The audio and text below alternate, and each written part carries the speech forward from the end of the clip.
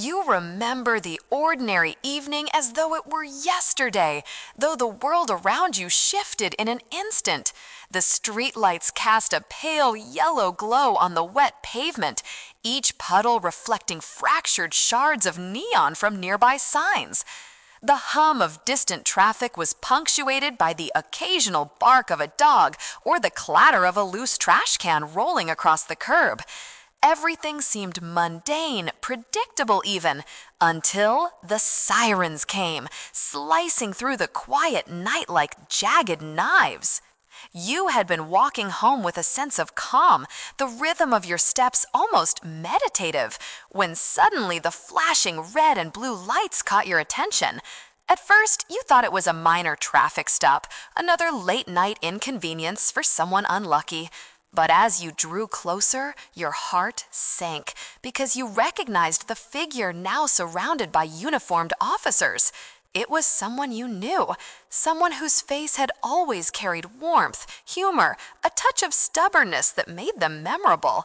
And now, handcuffed and trembling, they were being accused of a crime that made no sense to you. The words officers spoke to one another were clipped, procedural, but each phrase sounded like a hammer blow. Resisting arrest, witness statements, probable cause. None of it added up in your mind. You had been with them that evening only hours before, laughing over coffee, sharing trivial complaints about work, about neighbors, about life itself. How could any of that exist alongside the narrative being spun by those flashing lights and authoritative voices? You notice the crowd gathering, faces pressed against windows, neighbors whispering to each other, phones raised in trembling hands. Some stare in disbelief, others in judgment, a few in morbid curiosity. The world seemed to shift, the familiar neighborhood transformed into a stage for something darker, something incomprehensible. You try to speak to the officers, to offer some version of truth, some alibi, but your words are swallowed by the chaos, ignored or dismissed. The presence of authority now feels like a wall, impenetrable, separating reality from perception. And then there's the way your mind begins to replay the scene in endless loops. Every gesture of your friend, every misinterpreted glance, every minor misunderstanding becomes magnified, twisted, analyzed for meaning it never had. You feel a gnawing sense of helplessness as you watch them being led away, the sirens fading into the distance, leaving only the echo of injustice behind. You realize with growing dread that the night that began as ordinary has now become the first chapter of a nightmare neither of you invited but must now endure. By the time you reach home, sleep is impossible. You pace, you check your phone, you call mutual friends, trying to piece together fragments of information, hoping for clarity, hoping for a mistake, a clerical error, a misunderstanding, anything that could undo the scene that has seared itself into your memory. Each moment stretches longer, the night bleeding into early morning, carrying the weight of uncertainty and fear. You begin to sense that this is only the beginning, that the arrest, the shouting, the confusion is not the full story, but merely the opening act of a series of events that will reveal just how easily truth can be distorted. In the days that follow, you discover just how fragile reality can be when filtered through the lens of fear and assumption. You read statements that make little sense, police reports that contradict one another, and witness accounts that shift with every telling. It dawns on you that the machinery of accusation can grind forward without regard for innocence, propelled by human error, misperception, and the insistent demand for resolution.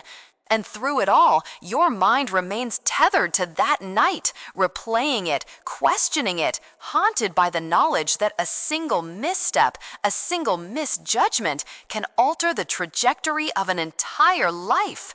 You see, wrongful convictions rarely begin with clear malice. They often start with a moment that seems small, insignificant, a misremembered detail, an innocent coincidence, the kind of mistake any of us could make.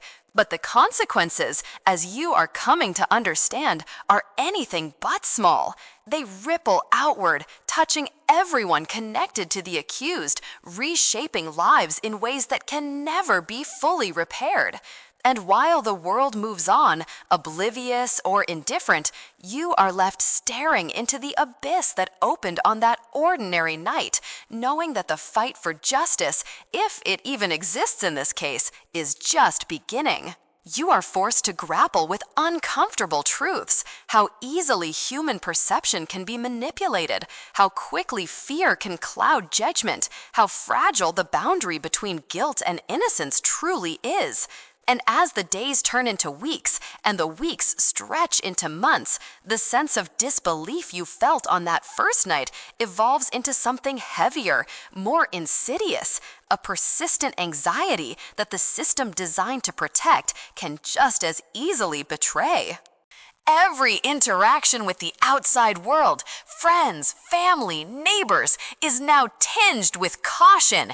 You speak carefully, measure your words, fearing that even a casual remark could be misconstrued, could feed the narrative that has ensnared someone you care about. You begin to understand that being an observer in a wrongful conviction is a peculiar kind of torment. You are powerless yet vigilant, enraged yet constrained, desperate to find a foothold in a world that suddenly seems indifferent to truth. And through it all, one thought refuses to leave your mind: the stark, horrifying possibility that this arrest, this misjudgment, could mark the beginning of years lost, of innocence punished, of life interrupted in ways that are impossible to fully comprehend. The gravity of that night presses down on you, a weight that cannot be shaken, a reminder that sometimes the most ordinary nights hold the seeds of extraordinary injustice. The next morning brings no relief, only the stark illumination of how quickly perceptions can solidify into supposed truths. You find yourself poring over every piece of information available, attempting to untangle fact from fabrication, reality from assumption. The first shock comes in the form of the police report, dry, procedural language that somehow carries the weight of inevitability. Every word seems designed to convince, to assert guilt, even when the details are tenuous, contradictory, or entirely circumstantial. You notice the phrases repeated like mantras, consistent with witness accounts, forensic analysis indicates, probable cause established. Each phrase is carefully constructed, but beneath it uncertainty lurks, and yet that uncertainty is invisible to the casual reader. You recall your friend's own recollections, the timeline of their evening, and how every alibi or small interaction is dissected and reframed. An eyewitness claimed to have seen someone matching their description, though in reality the figure was too distant, the street too dimly lit, the memory inevitably imperfect. Yet the statement is recorded as though absolute truth. You are struck by how easily human memory can mislead, especially under stress, and how the law often treats it as infallible. One person's fleeting glance can outweigh hours of consistent testimony from someone else, especially when their account fits a narrative already in motion. Forensic evidence, too, offers little comfort. Laboratory reports cite traces and partial matches, language that sounds technical and indisputable, but is rife with ambiguity. A fiber here, a smudge of DNA there. These fragments of evidence, taken out of context, begin to form a web that ensnares your friend. You realize the frightening power of suggestion in scientific interpretation, Analysts seek patterns, and patterns emerge, whether they reflect reality or not. In court, these findings will likely be presented with an air of certainty that belies their conditional nature, and jurors, unfamiliar with the nuance, may accept them as proof beyond doubt. You begin to understand the role of circumstantial evidence, which can appear damning while being fundamentally innocuous. A discarded jacket, a brief conversation, an overlooked errand, all of these are twisted into clues of guilt. The prosecution's narrative is relentless, efficient, and emotionally compelling, turning ambiguity into accusation, coincidence into conspiracy. You feel the edges of panic nibbling at your mind, recognizing that even the most innocuous details can be weaponized when combined with selective testimony and the veneer of science. And then there are the reports of prior incidents, minor infractions, or unrelated missteps, which are dredged up and used to paint a picture of character that may bear little relation to reality. You notice the subtle ways in which language is manipulated, words like habitual, reckless, impulsive, inserted with surgical precision to make innocence seem improbable. The legal system, which should weigh evidence impartially, often leans on narrative and intuition, and you feel a growing horror at how easily a human life can be reconstructed to fit a preconceived storyline. As the days pass, you watch the media coverage, if it can even be called that. Headlines that scream certainty, articles that present allegations as facts. Sensationalism feeds public perception, and public perception seeps back into the courtroom. You see jurors later admit, in interviews or private conversations, that their early impressions were shaped more by news coverage than by personal evaluation of the evidence. The lines between reporting, rumor, and proof blur, and you realize that the machinery of conviction is not solely legal. It is cultural, social, psychological. You attend the first pretrial hearings, listening as lawyers and judges parse each fragment of evidence, and you are struck by the chasm between technical argument and human experience. The defense struggles to contextualize, to explain anomalies, to highlight reasonable doubt. Yet even the most meticulous explanations seem to falter against the momentum of assumption. You watch as seemingly small misstatements are magnified, as hesitant testimony is treated as uncertainty, and as every factual nuance is bent to fit the prosecutorial frame. You begin to see a pattern emerge. The more detailed the accusation, the more convincing it becomes, irrespective of truth. A single strand of DNA, a fleeting eyewitness memory, an out-of-place object. All of these converge into a narrative that appears seamless, cohesive, and damning. And because humans are naturally drawn to closure, to answers that satisfy the mind's desire for order, the evidence, however weak, however misinterpreted, acquires an authority that is often undeserved. You wrestle with the chilling realization that innocence is fragile in the face of perception. Proof is not simply about reality, it is about presentation, interpretation, and belief. And in this world, where technical language, eyewitness errors, and circumstantial coincidences carry enormous weight, a single misstep or misunderstanding can escalate into a conviction that seems, at every level, justified. You begin to understand that the justice system, despite its ideals, can be blind to nuance, deaf to context, and profoundly vulnerable to the fallibility of human judgment. Even as you try to cling to hope, the evidence arrayed against your friend feels overwhelming. You know in your heart that they are innocent, yet the combination of forensic ambiguity, eyewitness misperception, and the careful orchestration of circumstance creates a narrative that feels undeniable to outsiders. And that is the cruel irony of wrongful convictions. Innocence does not always speak loudly enough to overcome the illusions constructed by assumption, fear, and misinterpreted data.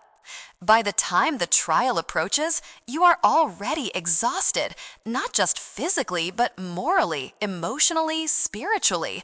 You have watched truth contort, watched memory betray, watched science overclaim, and seen every human instinct twist toward judgment.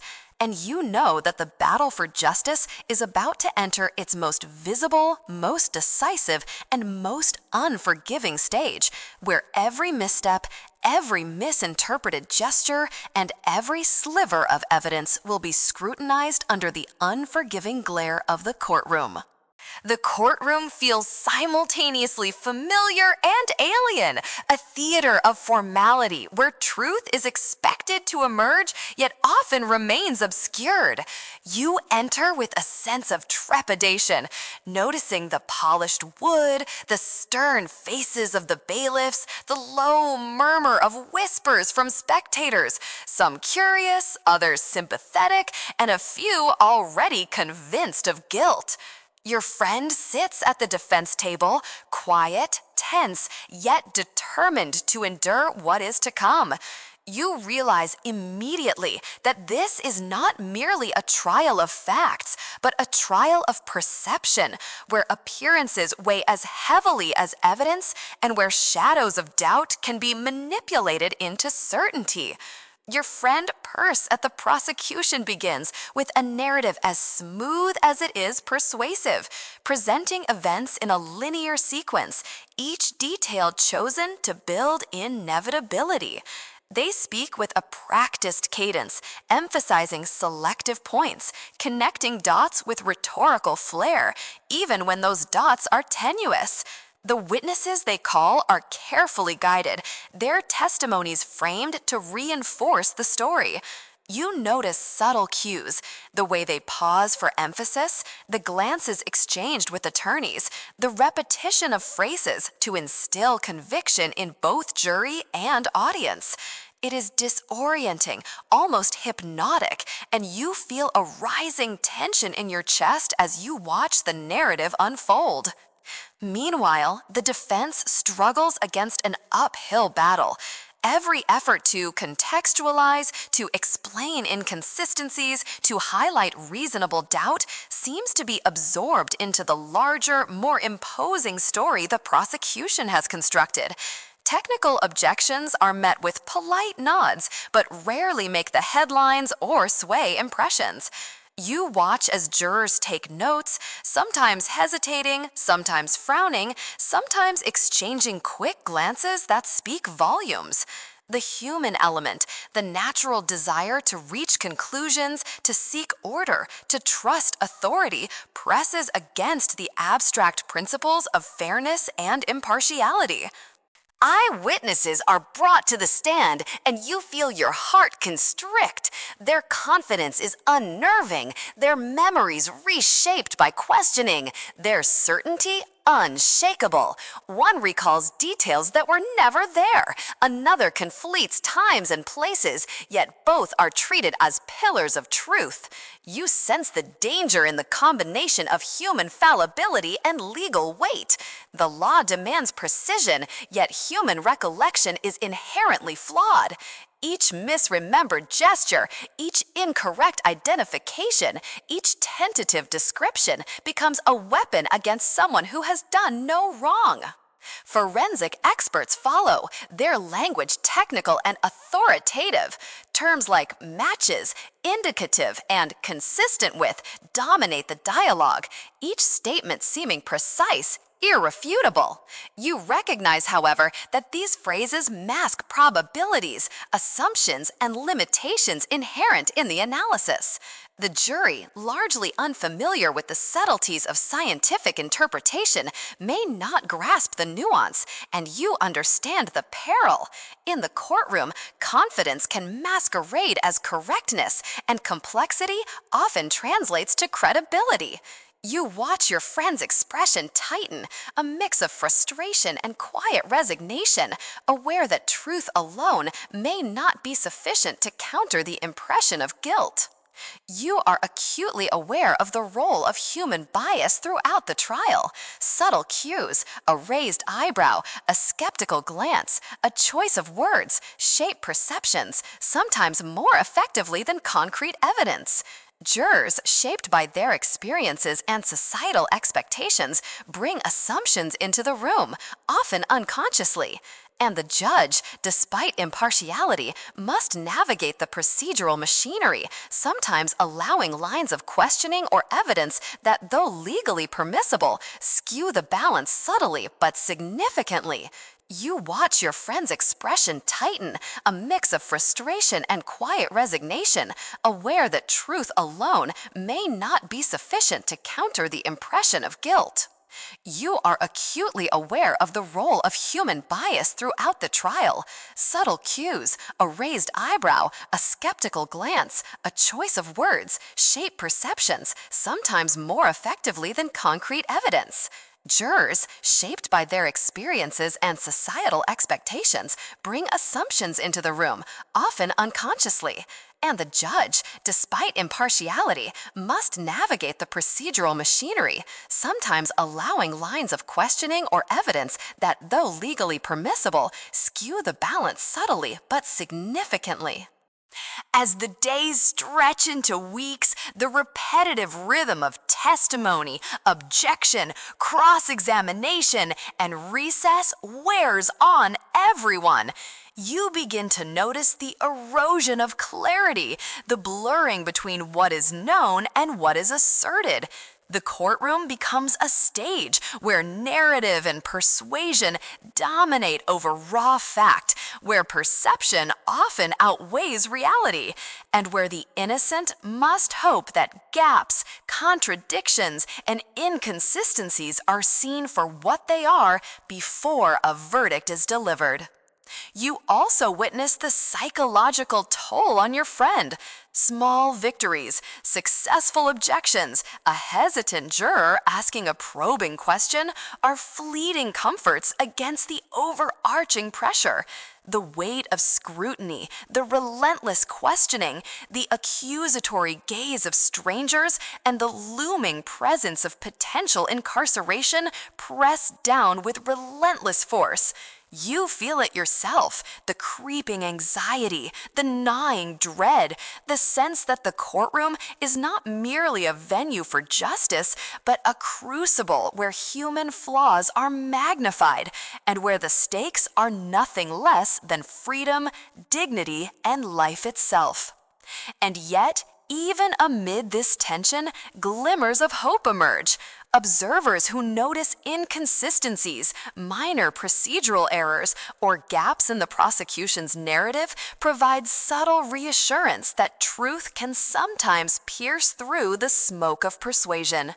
Attorneys who fight tirelessly to highlight contradictions and improbabilities demonstrate the resilience of justice, even within an imperfect system. You cling to these moments, aware that they may be small, incremental, yet potentially decisive in the unfolding of events. The trial progresses, each day layering tension upon tension, with evidence, testimony, and argument intertwining in complex patterns. You come to see that wrongful convictions are rarely born from overt malice alone.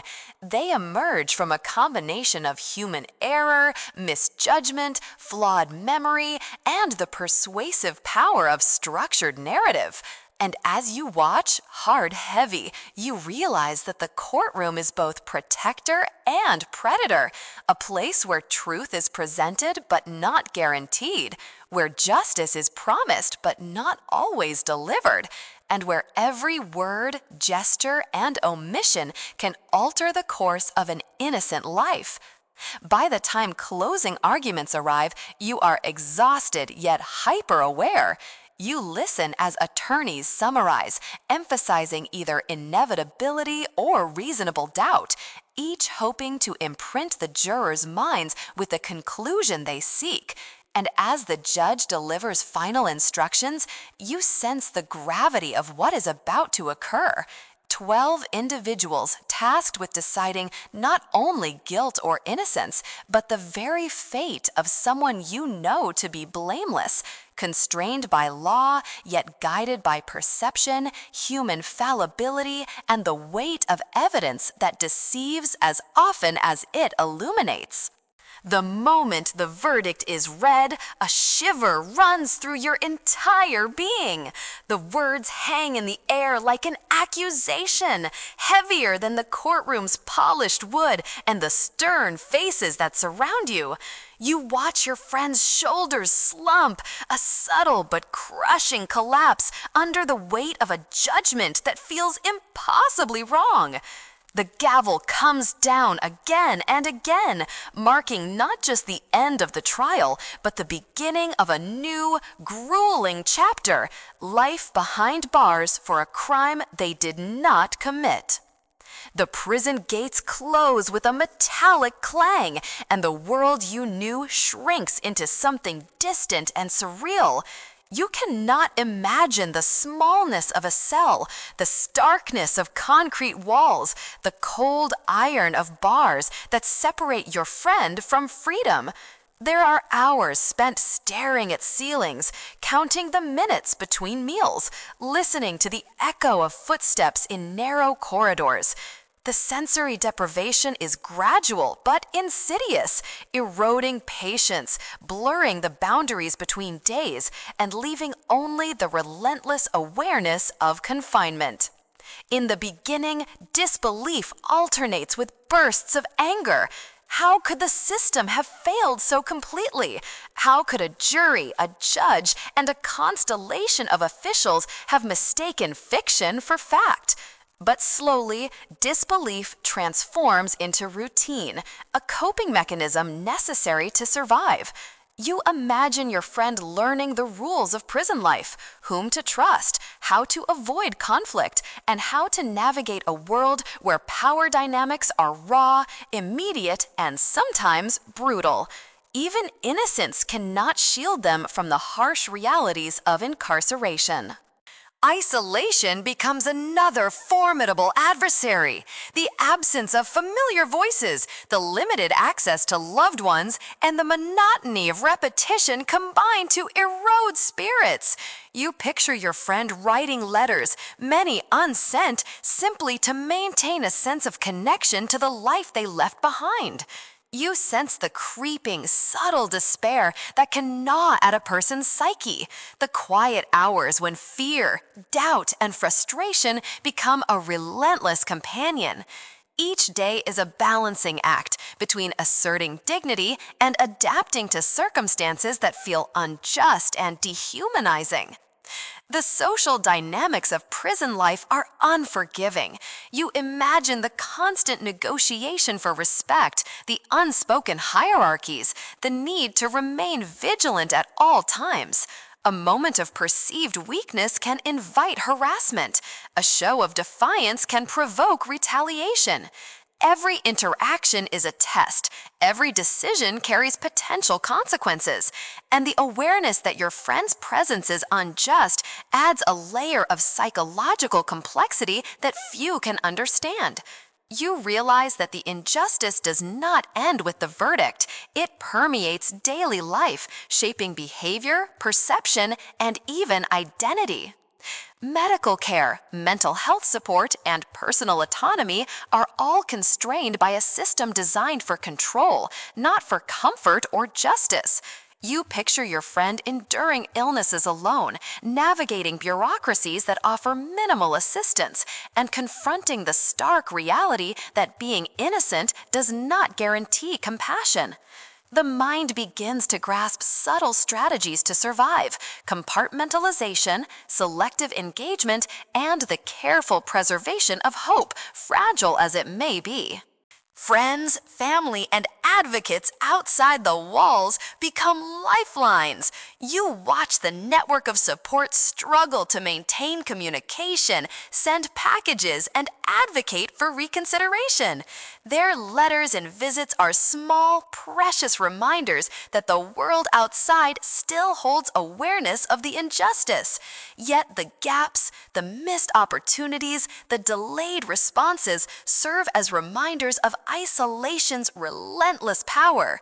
Each missed connection feels like another brick added to the wall separating your friend from the life they knew.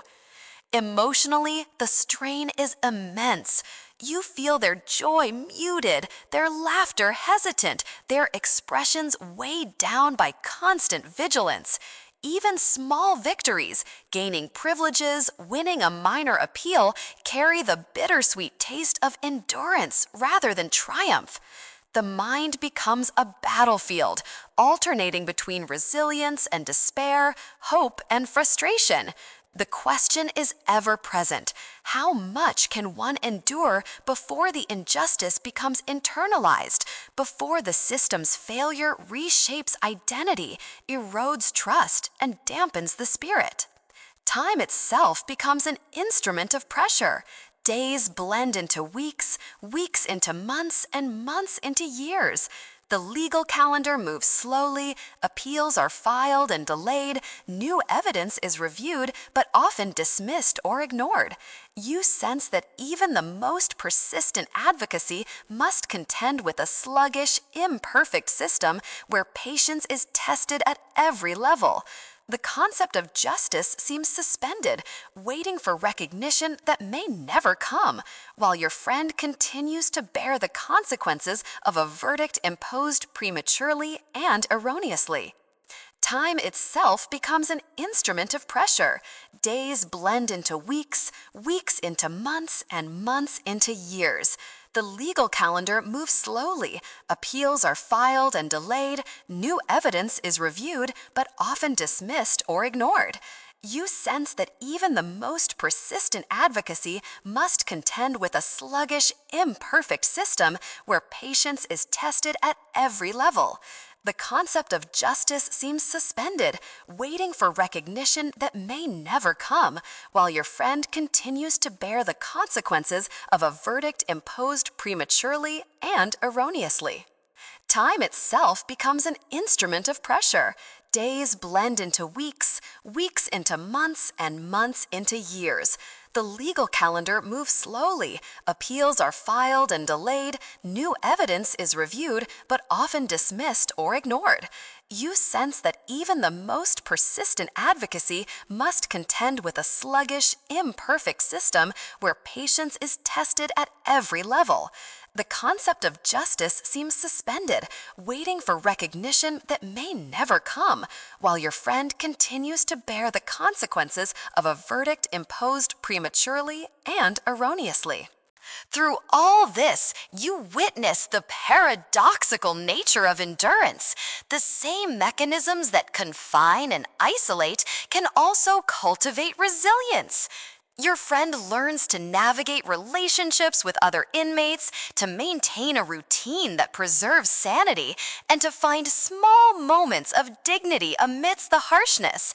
You sense that hope, though battered, survives in fragments. A kind word, a shared laugh, a fleeting victory in the otherwise monotonous rhythm of confinement. These small fragments become vital, sustaining the spirit in a world that seems designed to erode it. And yet, the injustice lingers like a shadow, never fully dissipating. The knowledge of innocence, paired with the reality of punishment, creates a dissonance that is psychologically exhausting. You understand now that wrongful imprisonment is not merely a matter of lost freedom. It is the erosion of certainty, the testing of faith in humanity, the prolonged struggle to maintain identity and morality in a system that treats innocence as irrelevant. The years stretch on, each day a reminder of the fragility of justice, the fallibility of human judgment, and the extraordinary courage required to endure when the world has turned against you for no reason at all. Finally, after years that stretch endlessly and cruelly, a breakthrough arrives, a new piece of evidence, a DNA test that was never conducted properly, a witness recanting a flawed statement, or a tireless advocacy group shining a light where darkness prevailed. You remember the call vividly, the mix of disbelief and cautious hope in your own voice as you absorb the news. It is almost too much to process. The same system that condemned your friend now offers the possibility of redemption, of recognition that justice was delayed but can still be reclaimed. The legal process for exoneration is meticulous, slow, and fraught with uncertainty. Appeals must be filed, hearings scheduled, evidence re-examined. You accompany your friend to the courthouse once more, this time under vastly different circumstances. There is a palpable tension, not from fear of punishment, but from anticipation of vindication. Every step, every legal filing carries weight. Years of resilience, of emotional endurance, and of unwavering belief in truth are distilled into these pivotal moments. You are aware, as your friend sits across the table from judges and attorneys, that the stakes are no longer merely abstract. They are the culmination of everything that has been suffered, endured, and survived. When the exoneration finally comes, the relief is indescribable, yet it is tempered by the realization of all that has been lost. Freedom is restored, but time cannot be returned. Friends have aged, careers have stalled, relationships have frayed. You watch your friend step out of the courthouse, free in body, but still bearing the psychological and emotional weight of years unjustly taken. The world outside is familiar, yet altered, a place that now feels simultaneously welcoming and intimidating. Adjusting to life outside requires effort, patience, and ongoing support. Rebuilding a life after wrongful imprisonment is far more complex than walking away from bars. There is the need to navigate societal perceptions. People may not understand the depth of the injustice endured, may question choices made in the past, or may struggle to reconcile the person they knew with the experiences that have now reshaped them. Financial hardship, missed educational or career opportunities, and emotional scars all demand attention. You recognize that freedom does not erase the trauma, it merely presents the challenge of living fully in its aftermath. Advocacy groups, lawyers, and support networks play an indispensable role in this stage. They provide guidance, resources, and sometimes financial assistance to help the newly exonerated navigate the complexities of reintegration. Therapy and counseling become vital tools for processing grief, anger, and disorientation. Slowly, routines are rebuilt, connections restored, and a sense of agency returns. You see your friend learning to trust again, to reclaim the ordinary pleasures of life that were denied, to laugh without hesitation, and to embrace small moments of joy with a newfound appreciation. Yet the shadow of the wrongful conviction lingers. Memories of isolation, fear, and injustice resurface unexpectedly, triggered by news reports, encounters with authority, or even casual remarks. The exoneration does not erase the sense of vulnerability experienced during those years. You understand that the psychological scars of wrongful imprisonment can last a lifetime, demanding patience, compassion, and understanding from both the individual and those around them. Public recognition of innocence can also be a double-edged sword. Media coverage and public sympathy may offer validation, but can also intrude on privacy, making reintegration more complicated. You notice that your friend must navigate not just personal recovery, but public narrative, ensuring that their story of injustice is told accurately without being co-opted or sensationalized. The battle for truth extends beyond the courtroom into the realm of public perception and historical record. Financial restitution, while meaningful, rarely compensates fully for lost years. Settlements or state compensation provide practical support, but cannot restore relationships, experiences, or personal milestones stolen by wrongful conviction. You observe the painstaking process of reclaiming autonomy, rebuilding careers, reconnecting with friends and family, and rediscovering identity outside the shadow of injustice. Each step, though incremental, is a triumph of resilience, courage, and enduring hope. In time, you see your friend transform the experience into purpose. Advocacy, public speaking, and involvement in reform initiatives provide avenues to prevent similar injustices for others. Their suffering becomes a catalyst for change, a testimony to the fragility of truth and the resilience of the human spirit.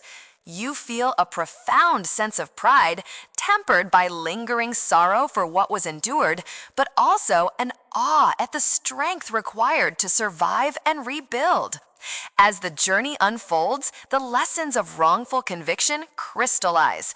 Innocence alone is not always enough. The system is fallible, and human judgment is imperfect.